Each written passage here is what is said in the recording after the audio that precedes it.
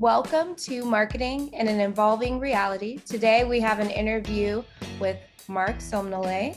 For those of you who don't know him, he's an international business and marketing leader who's led strategy, innovation, brand building, and talent development across the world with leading businesses to improve top and bottom line. Marc has worked for over 30 years in consumer product giants like Colgate-Palmolive, Reckitt, and L'Oréal. He's an expert in global home and personal care products. He's now an adjunct professor for the Master of Science program in integrated marketing at NYU, whom I've personally had the honor to learn from when I was a graduate student in the program. Marc also currently serves as an independent advisor to startups across several business sectors and including Beautyque. Thank you again, Marc, for joining us. Thank you. I'm thrilled to be here. Wonderful.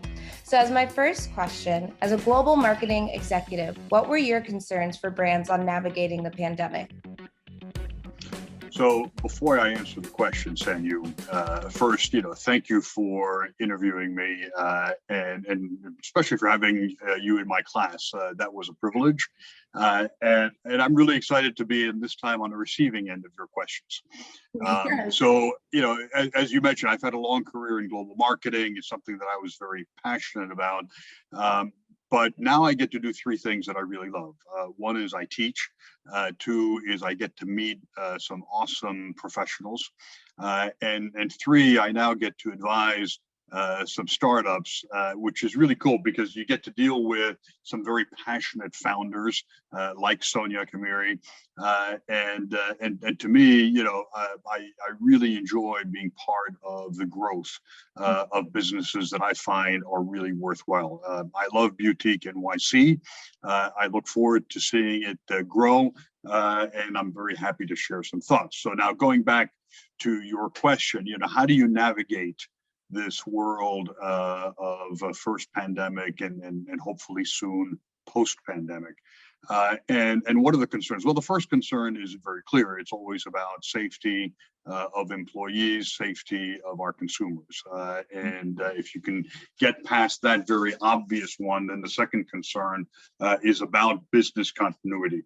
Are you able to have your products available and to get them and to have access to your products from your consumers? So that's very key. So of course that has to do with your supply chain. It has to do with your distribution system, and of course also with consumer engagement. The third point that I think is very critical is around relevance. And that's hard because as you go through a crisis, is your brand still something that is meaningful to a consumer in their new reality? And so that is a key third area, let's say, of concern.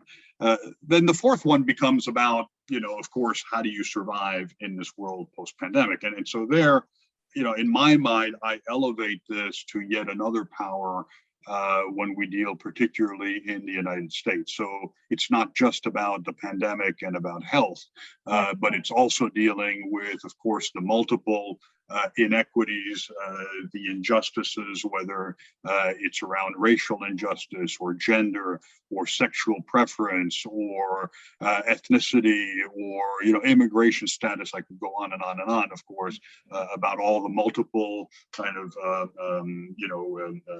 let's say overlapping crises that take place. A third one that's actually very important as well when it comes to marketing and branding and communication is around this whole world of, let's say, political extremism. And it's not about the politics that I'm worried about in this conversation, but it's about this notion that it's everything becomes kind of an us versus them. And so this chasm of let's say of the discourse, the normal discourse, is breaking up relationships. And so where does a brand belong and a marketer belong in that? Right now, we could go on and on about a bunch of other crises, whether it's the trade war, the environment, infrastructure, I mean, you name it, education, and all of those are important. But so in the light of that, what is the role of the marketer and of the brand? And there, the key question to me becomes one of, do you take a stand and do you go all the way towards activism, Mhm. or do you kind of say, keep calm and mark it on, right? And keep it at the more simple level. Obviously, I think the first one of kind of butt out is getting more and more difficult. And brands, to a certain extent, have to be able to take a stand, which, by the way, marketers want to, but they have to be very careful, right? So we can talk more about that later on. But so to me, those are kind of the concerns that have built out of the pandemic and the other kind of overlapping crises and the things we need to think about. Yeah, that was a great call out on it, not just being the pandemic from a COVID-19 standpoint. We've had many other crises snowball into these really large issues that you can't really ignore anymore. So that was a great call out. Thank you. My second question, were there any brands that you were surprised to see succeed with their marketing strategy when it came to addressing either any of these pandemics that we're living in right now? Um, so I'd be really curious, and I'm going to have to take you aside after and find out what brands you're thinking of. No, but to be serious, no, I don't. I was not particularly surprised by the brands that did well. So of course, let's start with, anything that was e-commerce or digital related did wonderfully. Mhm. So whether it's Zoom having taken off by 300% last year, or it's Drizzly, in alcohol deliveries, also in that same zone, and ultimately bought up by Uber.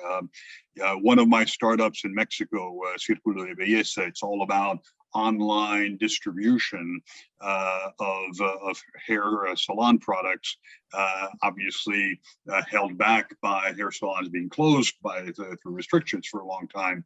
But as soon as they reopened, that was an opportunity that didn't exist in the Mexican market, and is now taking off. Beautyque is a clear other example. Obviously, it was not the original intent. The original intent was about a brick and mortar, and COVID forced the issue and made it an online store. Turns out that that's probably an enormous blessing in disguise. So those are kind of some obvious ones. So that's the world of e-commerce digital. There are other things that did amazingly well. So of course, anything that had to do with cleaning or hygiene, not surprisingly. So you take a lot of very sleepy kind of consumer product brands, whether it's Charmin toilet paper or Palmolive dishwashing liquid, and I could go on and on. But so clearly, Colgate, Unilever, Procter, Church and Dwight, Henkel, I mean, Reckitt, you can go through, kind of have all done amazingly well. Their biggest issue was how to try to get that supply chain, as I mentioned earlier, Right. to continue to be able to provide. Alcohol, anything with alcohol in it, obviously did very well. Not the on-premise that died because of the restrictions, but the off-premise. What was more interesting about that, and this is part of the surprises, which is, as people were used to buying more expensive alcohol, you go to a bar, you go to a restaurant, you're going to spend more on that bottle of wine or that bottle of beer. We're willing all of a sudden, when they just went into a regular store, to spend more than they would have spent normally in a store, because they're thinking, boy, if I spend $100 of a bottle of wine before in a restaurant, I might have bought that same bottle at $20 in the store, but now I'm willing to spend a little more and get something better. And that frame of mind of allowing themselves to spend more to get something better is critical for what we're talking about here in the world of beauty. Anything do it yourself, of course, which also led, by the way, to a huge resurgence of businesses for all of the professionals, contractors who are now coming to fix the things that people were doing yourself, right? And so that was important. I'd also add into that all of anything that's home activity related, whether it's doing your yoga classes at home or anything streaming, obviously doing really well. So I could go on to stuff closer to home. Skincare continued to do really well, was already growing and started to grow even more. And part of that was in the framework of, well, I'm not going to use as much makeup because who's going to see it? Exactly. I'm not going out anywhere, right? But there is in latent there something that I am carrying. I have a routine for my skin, for my face, for whatever it is, and so that all of a sudden kind of brought skincare actually even more to the forefront. Whereas, of course, in the beginning, makeup sort of, died for a while. Now, the interesting thing is all of that life of loungewear, the comfortable clothing and purely skincare, let's not go beyond, is now already evolving. Zoom is the obvious answer. So now I have to worry about what you see of me, right? And so now, I'm going to wear some jewelry, and yes, I'm going to do some makeup, and so now all of a sudden it's bringing back some of the things that we had sort of let go for a while. And so, anyways, so surprises, as you asked, not really. And I come back to, boy, if you're in e-commerce or in digital, that's the place to be because it's not going away. No, you're right. I was a sucker for press-on nails, skincare, home routines that I failed. I miss the spas. I miss the nail salon. So now we're definitely seeing that revenge spending coming back, which leads to my next question, where as the world is still dealing with COVID, it's important to take into account what post-COVID is going to look like and what that means for brands, particularly beauty brands within the marketing realm. What type of marketing channels should brands focus on? Should it still be digital? Should it be a more multi-channel approach? And what do you think that the key metrics that these brands should be looking for as they are adapting into the new reality? So the question is, how do you adapt, right? Right. And so that comes back to what's changed. But let's start with kind of the obvious one. You asked about channels. So online versus brick and mortar. So if you were, a brick and mortar business before, all of a sudden you had to learn really quickly how to get online. And how to deal with e-commerce and how to deal with, your own website, et cetera. And so that was an enormous learning curve, right, for a lot of people.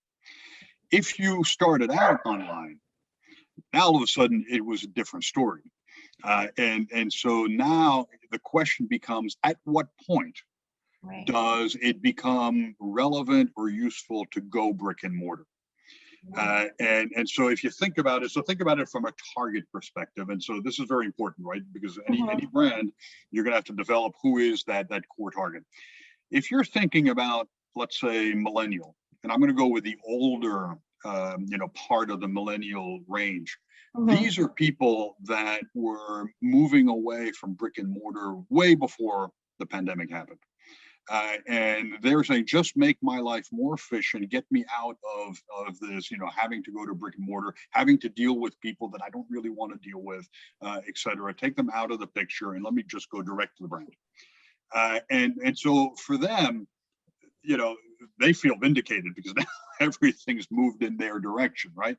Are they going to go back? Probably not, because they were already very focused on that. Now, if you're part of the younger millennial set, or if you're part of Gen Z, these are people who are screaming to, refine this relationship with people and find an opportunity to have a dialogue and to talk about whatever it is they want to talk about, in particular brands or their routine or whatever it is. And so for them, the notion of having that opportunity to go into a brick and mortar and finding somebody live is eventually going to become really, really important. Yeah. But I wouldn't jump it. So if you're still learning, if you're still kind of getting your feet wet in online and getting that e-commerce, get that right. And then move on. Think about Warby Parker. You don't become Warby Parker with a brick and mortar opportunity until you're already well known and well established with what you've done, right? Yeah. So anyways, the online versus brick and mortar, that's the first step. The second, to me, comes back to brand purpose. And I know that my friend Karen Young will also be speaking tonight, I think also on the recording. But Karen, talking about brand purpose. And key here is, so as a brand, are you going to help me get out of my COVID cocoon. Mhm. What are you going to do to help me survive now in the post-pandemic reality? So what is your link, to holding my hand through this? That's a key part. Can I trust you to do that? All right, that's important as well. And are we on the same wavelength? And here I'm not talking about activism yet. I'm not in that direction. It's more about, are you relevant to me?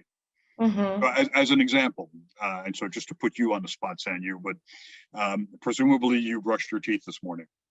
Yes, I did. Good. How many minutes do you brush your teeth, roughly? 2 minutes. 2 minutes. Excellent. If everything goes well, you're going to do the same thing tonight, right? And most of us, we don't have time most times, but most of us would love to be brushing our teeth maybe 3 times a day. So let's say, argument's sake, that you brush your teeth 6 minutes in a whole day. Okay, that's still not even 1% of the 1,440 minutes in somebody's day. Okay, so that's the amount of interaction you have with a person actually using your brand. And I can guarantee you that when you were brushing your teeth this morning for 2 minutes, you probably weren't daydreaming about Colgate or Crest or Aquafresh or whatever it is you were using, right?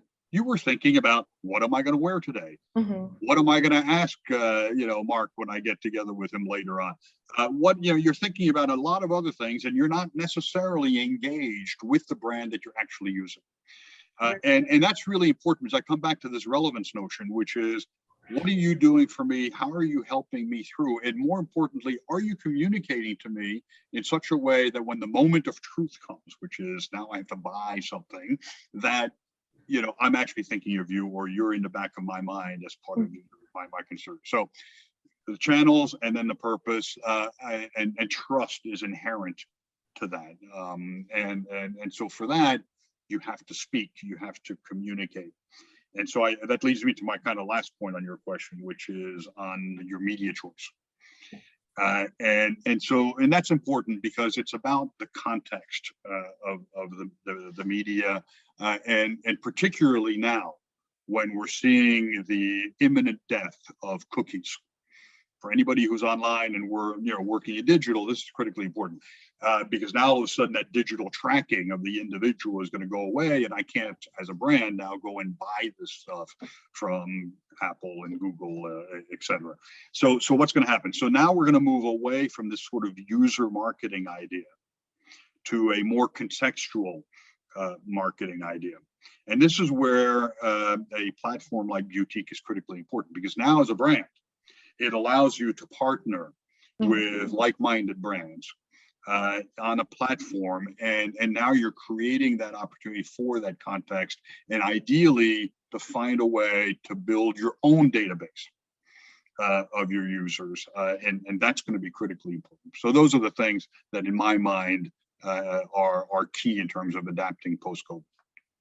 Yeah, that's interesting. That's a great call out with the cookie, and now I believe they just rolled out something with the iPhone where now you can choose like who gets your data and who doesn't get your data.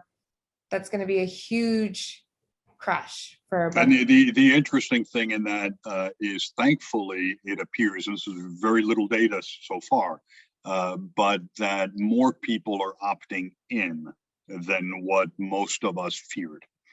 The fear is that probably a good 80 to 90% of say, no way, you are not going to have an opportunity to get my data. But, there's right now, the early data is showing that up to 30 to 40% of consumers like, yeah, because I get it.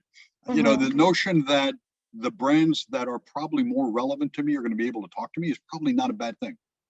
Which is really interesting. That's a great, wow, you just really spun that. This is why I loved getting my knowledge from you.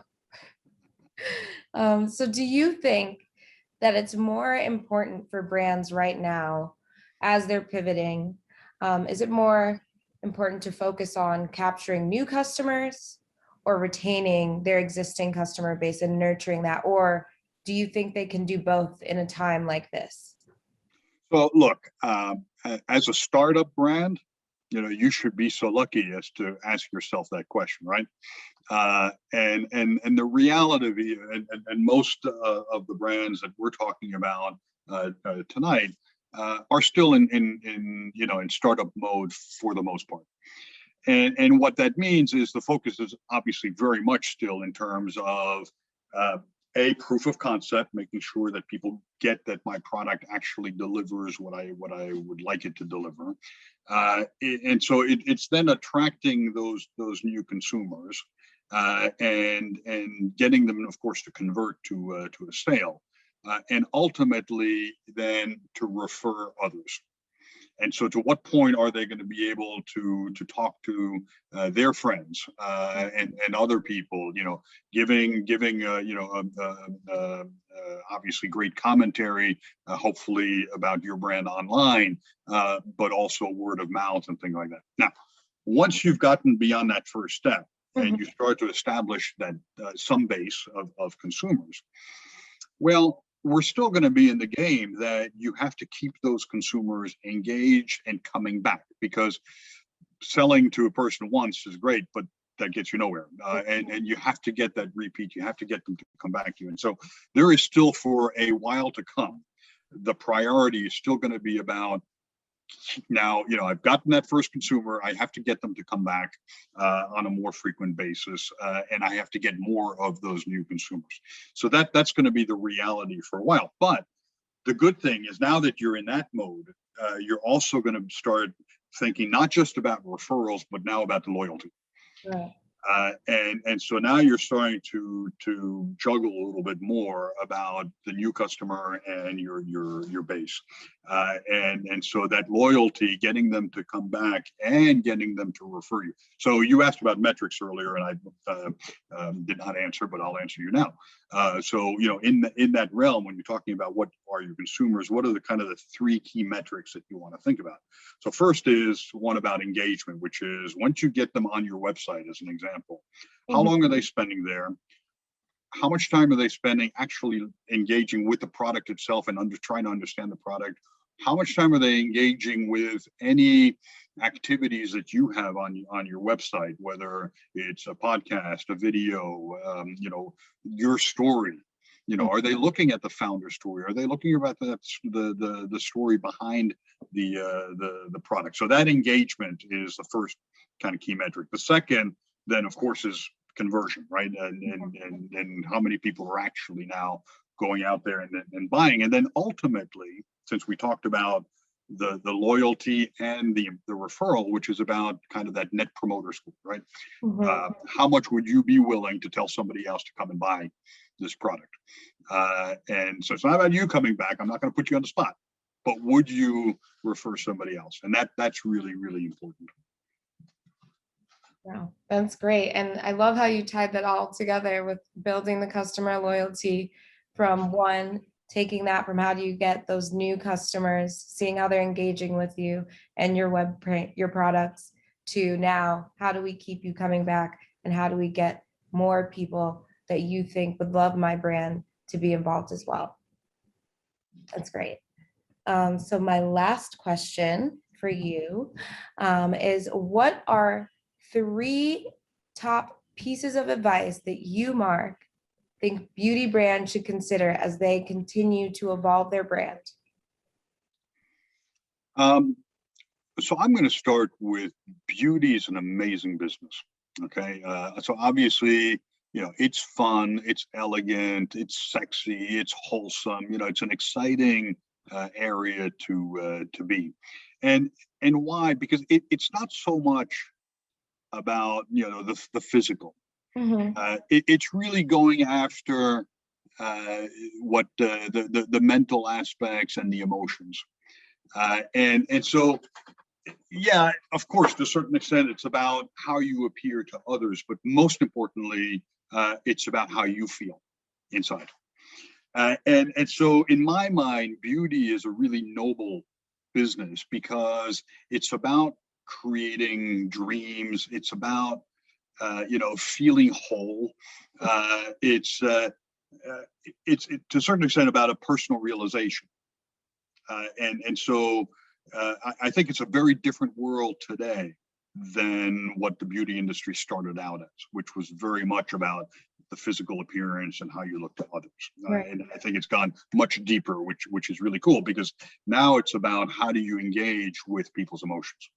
So 3 pieces of advice, in that context, to me, it starts off with, do you have a well-defined purpose? So we come back to that infamous word, which is, why, or let me start, no, who are you, and why do I care, right? And so that purpose is critical. So when I, as a consumer, come to your website, is it immediately clear to me what you're about? And, are you grabbing me by the sentiments? Are you grabbing me by the emotions? Are you, luring me in?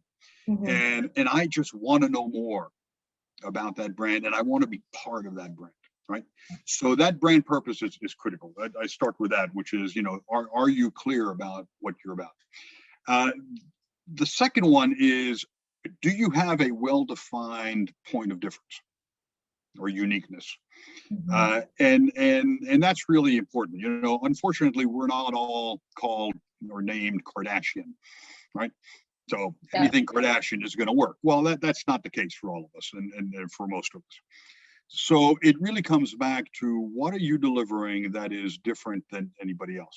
Not necessarily better. It might be better in some aspects.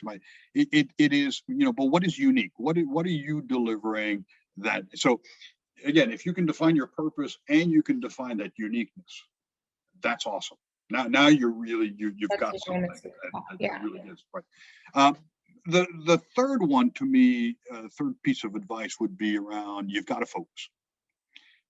You can't be all things to all people. And I come back, we talked a little bit about kind of that target definition, which is who are you speaking to?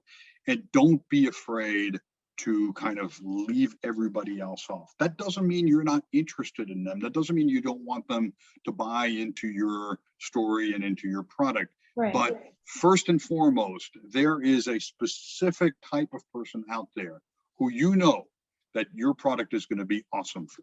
It's going to be the best solution that exists. And to focus on that person. If you do that really well, other people will get excited as well, right? Yeah. But if you can't do that really well, then you're trying to be all things to all people. That's not going to work. Nobody's going to be really interested. And the same holds true in terms of your channel choice, as we talked about earlier. Where are you geographically? Those are important considerations as well. But focus on kind of where to play, right? Is that key? So you asked for 3, and I'll just give one final one for the heck of it. Bonus one, yes.